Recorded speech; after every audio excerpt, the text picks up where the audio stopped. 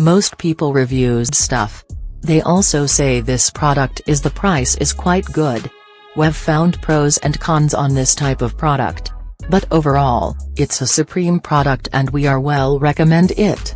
When you however want to know more details on this product, so read the reports of those who have already used it.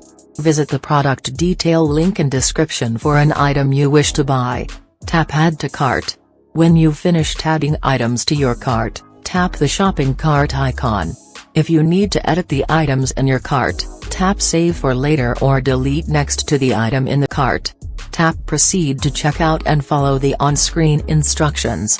Review your order information and tap place your order to complete your purchase.